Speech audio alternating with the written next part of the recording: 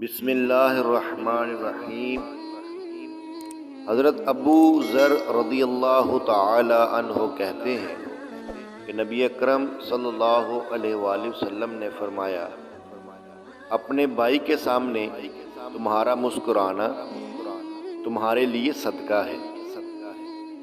تمہارا بھلائی کا حکم دینا اور برائی سے روکنا صدقہ ہے،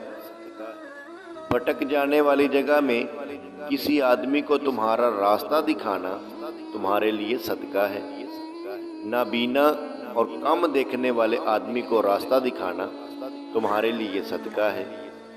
پتھر، کانٹا اور ہڈی کو راستے سے ہٹانا تمہارے لیے صدقہ ہے،